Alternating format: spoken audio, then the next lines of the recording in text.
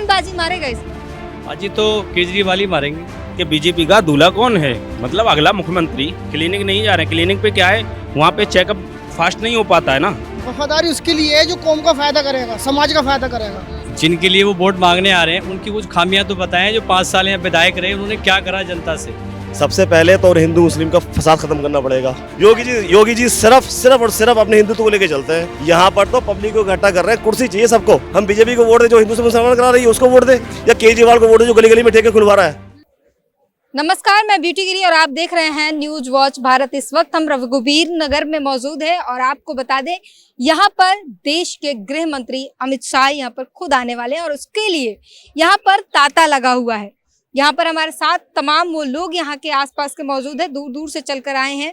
गृह मंत्री आने वाले हैं उनको देखने के लिए, लेकिन आमतौर पर यहाँ पर ये इलाकों में क्या कुछ विकास हुआ है और आम आदमी पार्टी और बीजेपी के बीच में जो घमासान है उसमें कौन बाजी मारने वाला है, जनता से जानेंगे। क्या कहेंगे, कौन बाजी मारेगा इस बार? बाजी तो केजरीवाल ही मारेंगे। केजरीवाल जी, सरकार तो वही बना रहे हैं। काम किया है, काम तो किया है, काम करेंगे और काम कर रहे हैं। काम तो जनता से जुड़ा हुआ है, जो होना चाहिए काम वो तो कर रहे हैं और जनता को जो चाहिए वो मिल रहा है। जनता की आम परेशानी वही होती है, स्वास्थ्य, शिक्षा और लाइट, वो तीनों चीज़ें फ्री हैं। और अपने स्वास्थ्य के लिए तो और ही बेस्ट इन्होंने इंतजाम कर रखा है और शिक्षा के लिए तो और ही बहुत बढ़िया इंतजाम है, कहने वाली कोई बात ही नहीं है। रहा सवाल नई योजनाओं का, तो उसमें भी वो पूरे खरे उतरेंगे, हमें उम्मीद है उनसे, जिस तरीके से उतरते आए हैं। आरोप लग रहे हैं कि शराब घोटाले किए, दिल्ली को लूटा है उन्होंने, तमाम तरीके के आरोप लग रहे हैं। अभी अमित शाह आ रहे हैं, वो भी सारी बातें बताएंगे। वो विपक्ष का तो होता है कमियां ढूंढना, अभी आरोप लग रहे हैं, कोई तय थोड़ी हुआ है उनके ऊपर। ऐसे तो बीजेपी के कई नेता इनके ऊपर केस चल रहे हैं, आरोप लगे, उनका तो कोई नहीं उठाता। विपक्ष में जो बैठेगा वो तो जाहिर सी बात है उठाएगा, सवाल करेगा, ताकि हमारे वोट परसेंटेज बढ़े, हम सत्ता में आए।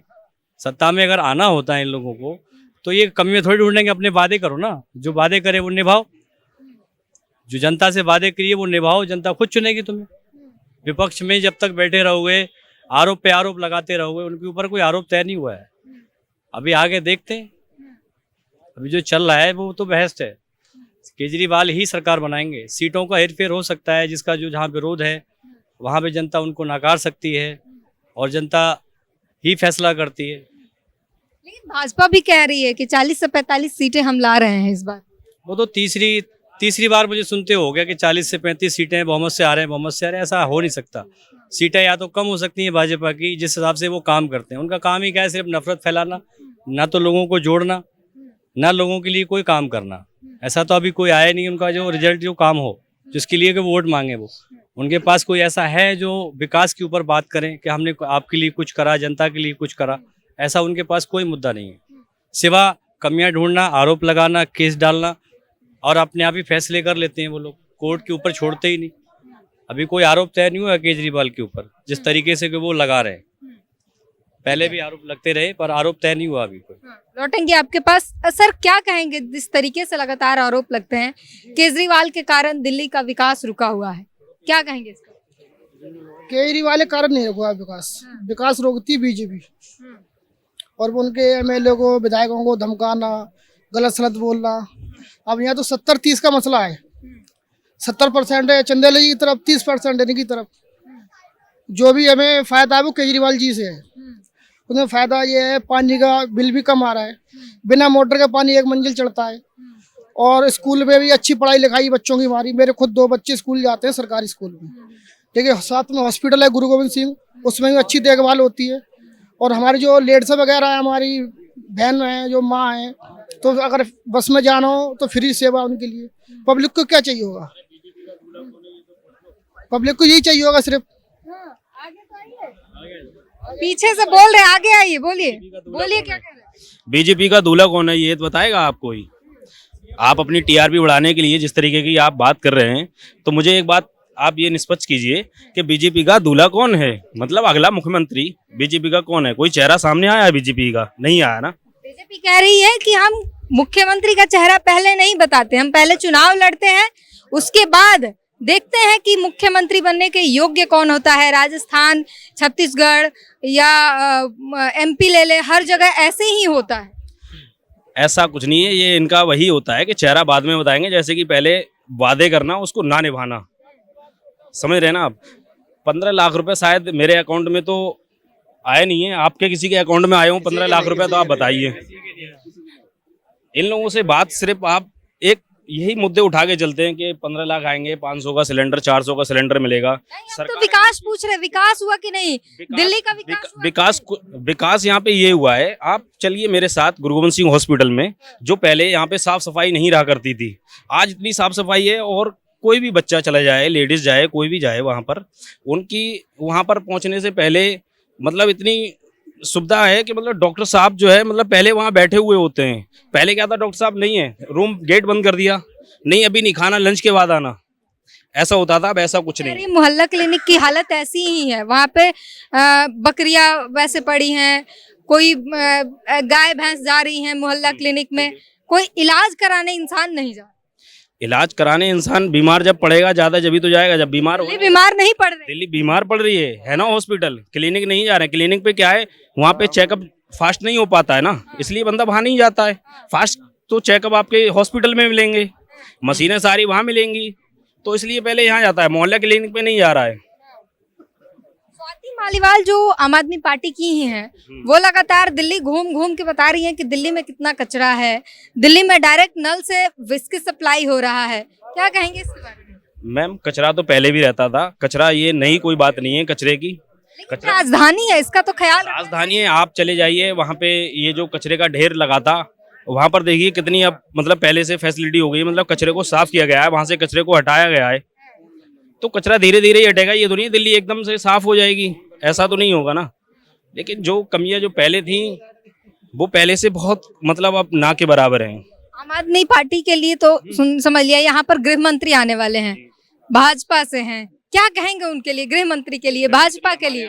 गृह मंत्री हमारे यहाँ पहली बार आ रहे हैं तो खुशी है, गृह मंत्री हमारे देश के, तो बहुत खुशी है। लेकिन यहाँ पर जो वोट परसेंट, तो यहाँ से मिलने कुछ नहीं वाला है। नहीं ऐसा कुछ नहीं, नहीं मिलने वाला है, जो उनका है उनको मिलेगा, जो जिसका है उसको मिलेगा, जिसने काम किया है। हमारे यहाँ चंदेले जी काम करते हैं, यहाँ पे बच्चा है बड़ा कोई भी चला जाए उनके यहाँ पर, तो वो काम तुरंत फौरन होता है। और फिर हमारे यहाँ के जो भी मनजिंदर सिंह सिरसा हैं, ये पहले अकाली दल से आए थे, विधायक हुए थे, इसके बाद इस्तीफा दे दिया इन्होंने, और अब बीजेपी के साथ ये आए हुए हैं, तो देखते हैं आगे क्या होता है। लेकिन यहाँ पर जो है आम आदमी पार्टी की सरकार बनेगी। आम आदमी पार्टी के लिए पूरी वफादारी? बिल्कुल पूरी वफादारी है आम आदमी पार्टी के लिए, और चंदेला जी को जिताएंगे। जी क्या कह रहे थे कि मिलेंगे? वफादारी उसके लिए है जो कौम का फायदा करेगा, समाज का फायदा करेगा।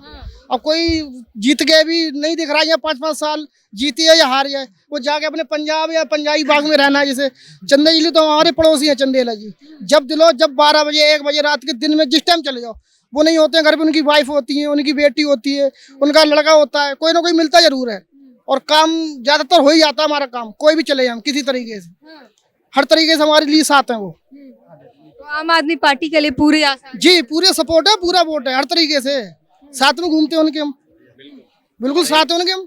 और सारे ये लोग हैं ना, मैं फिर से कह रही हूँ कि गृह मंत्री आ तो रहे हैं, यहाँ से मिलेगा कुछ नहीं उनको। उनके आने से थोड़ा % बढ़ सकता है मैडम जी, उसके क्या मतलब फायदा होगा? थोड़ा बहुत होगा फायदा, क्योंकि देश के गृह मंत्री हैं वो, तो उन्हें देख, उनके कुछ लोग देखने आएंगे, इस वजह से कोई सोचेगा बंदा इतनी दूर से चल के आ कोई अपने गृह मंत्री, तो चलो थोड़े बहुत मतलब ज्यादा % में नहीं है, जीतने लायक पड़ जाएंगे।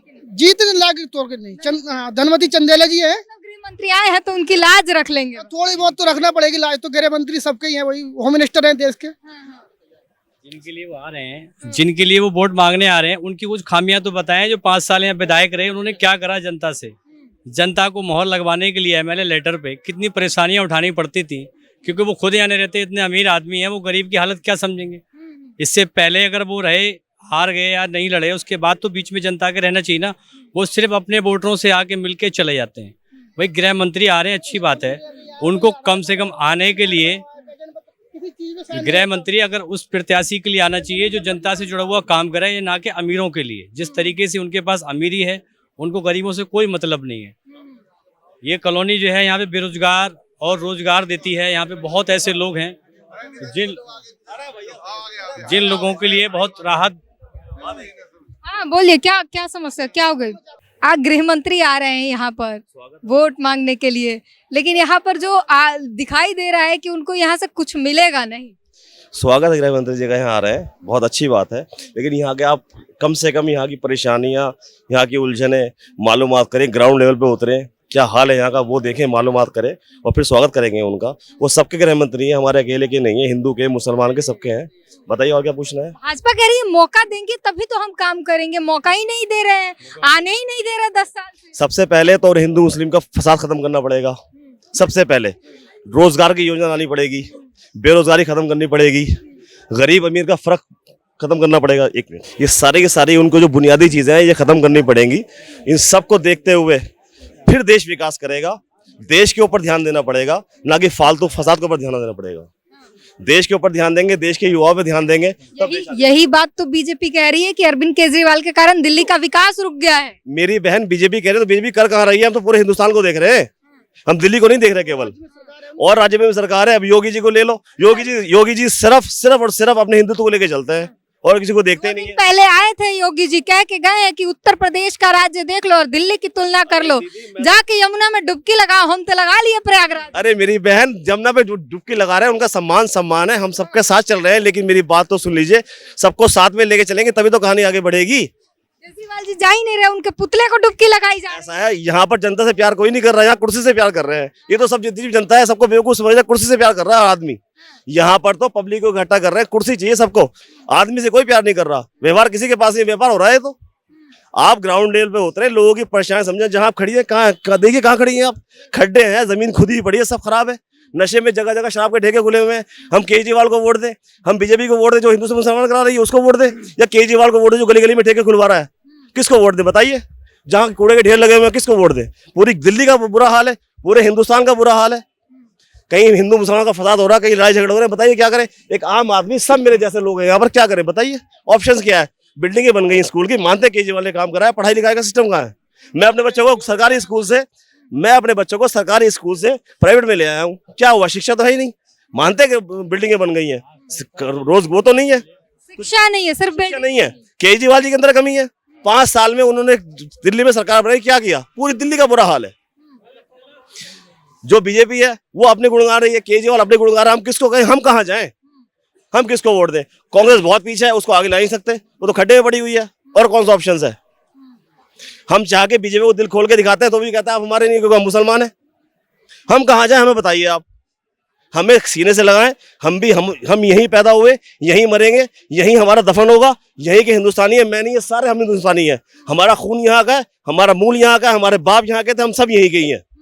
ये सब खत्म करना पड़ेगा। मैं विनम्र अनुरोध करता हूँ बीजेपी से कि इस बात को, युवा आज का चेंजिंग मांगता है, सब चेंज मांगता है, सब साथ, सबका विकास, सब भाई, कोई मजहब का बैर नहीं, कुछ भी नहीं। यही तो बैर खत्म करने गृह मंत्री जी आ रहे हैं। दीदी गृह मंत्री से बोलिए कि आने वाले भाषण में कोई भी ऐसा शब्द ना बोले जिससे किसी के मन को ठेस पहुंचे। वो बिल्कुल प्रधानमंत्री हमारे हैं, मोदी जी भी हमारे हैं, वो सबके प्रधानमंत्री, किसी एक व्यक्तिगत या किसी एक समुदाय के प्रधानमंत्री नहीं है। वो सारे समुदाय के प्रधानमंत्री हैं। अमित शाह गृह मंत्री सबके हैं, वो हमारे नहीं है, सबके लिए हैं, सबके हैं। सबकी परेशानी दूर करें और इंशाल्लाह अगर सिरसा जी की सरकार बनेगी तो सिरसा जी को बधाई हो, और आम आदमी की सरकार बनेगी तो उनको बधाई हो। ये तो वक्त फैसला करेगा जो होगा। मतलब अब बीच में बराबर मैनेज करके चल। मेरी बहन, मैं दुश्मनी किसी से क्यों मोल लूं? मैं तो एक आम आदमी हूँ ना भाई, मैं सीधा आदमी हूँ। मेरा अपना एक व्यक्तिगत, मतलब ये आम आदमी वाला आम आदमी है या वो आम आदमी मेरी है? बात सुनिए, ये मेरा चुनाव है, मेरा अपना मताधिकार है, इसमें आप मुझे एक वन साइड नहीं कर सकती। मैं आपकी अपनी बात क्यों बताऊं? मैं कहाँ जाऊंगा? मेरा अपना आपको कौन अच्छा लगता है? किसके काम अच्छे लगते हैं? किस पे भरोसा करते हैं? कौन धोखा दे रहा है? ये तो बता सकते हैं। मैंने आपको सबकी खामियां गिनवा दी, अब आप बताइए मैं किसको वोट दूं? त्रिकोणीय समिति है, मैं क्या बताऊं? आपने मैं तीनों की बताता हूं बता आपको, दी। घमासान होने वाला है, बहुत ही जबरदस्त मुकाबला होगा। जो ऊंचाई निचाई होगी वो बहुत कम वोटों से होगी। सरकार बनने में खींचातानी होगी और यही कहानी लग रही है। अब देखते हैं क्या होता है, वक्त बताएगा। ये पूरी दिल्ली की बात बताई या सिर्फ इसी? हमारे एरिया की तो हम बात बता रहे हैं, बाकी जो अल्लाह मालिक है वो होगा। बाकी दिल्ली के अंदर सरकार जो बनेगी वो खींचातानी से बनेगी। न केजरीवाल जी कम है, न बीजेपी कम है, दोनों ताकत लगा रहे हैं। क्या लगता है अब कुछ दिल्ली की भलाई हो सकता है? दिल्ली की भलाई पब्लिक की जब ही होगी जब दोनों सरकार कुछ ना कुछ करेंगी। वो उसके ऊपर ठीकरा वोट देते हैं कि वो कुछ नहीं करने दे रहा, वो ये कह रहा केजरीवाल कुछ नहीं कर रहा, तो हम कहा जाए भाई, हम किसको रोए? पब्लिक तो पिस रही है ना। हम कहाँ जाए मेरी बहन, बताइए। मोदी जी कह रहे हैं कि केंद्र और बिहार, केंद्र और दिल्ली जो है दोनों मुझे दे दो, पूरा विकास हो। दीदी पीएम ऑफिस के अंदर बैठकर स्टेटमेंट देना बहुत आसान होता है, ग्राउंड लेवल पर उतरना, जब ग्राउंड पे उतरोगे ना आप, तब पब्लिक की परेशानी नजर आती है, कौन कितना परेशान है। मोदी जी लोग ऑफिस में बैठ के कह देते हैं, उन्हें पता है तकलीफ किसकी हो रही है। अमित शाह आ रहे हैं, सब रोड ब्लॉक कर दिया, सब हाल बुरा है, उधर के आदमी उधर, इधर के आदमी उधर, परेशानी तो है ना। लेकिन ये भी मंत्री जी हैं, उनकी सुरक्षा भी तो जरूरी है। मेरी बहन, उनकी सुरक्षा सर आंखों पर है, लेकिन दीदी परेशानी तो है। इसीलिए उनको ग्राउंड लेवल देखना पड़ेगा। अपना जो भी कैंडिडेट खड़ा कर रहे हैं उससे कहें कि आने वाले टाइम में अगर वो जीतता है तो उसको बधाई हो और सलीके से काम करे और सबको साथ लेके चले। बहुत अच्छी बात कही इन्होंने। लगातार जनता की यही सबसे बड़ी समस्या है कि पार्टियां आती तो है चुनाव के समय पर जनता के पैर पकड़ने और वोट मांगने, लेकिन जीत जाने के बाद फिर वो कभी दिखाई नहीं देते। और जो हालत दिल्ली की है, 3 बड़ी पार्टियां जो है आपस में चुनाव लड़ रही हैं और जनता कहती है कि तीनों में से सुनता तो कोई नहीं है, हम जाएं कहां। पूरी बातचीत पर अपनी प्रतिक्रिया जरूर दीजिए। कैमरामैन संतोष के साथ ब्यूटी गिरी, न्यूज वॉच भारत।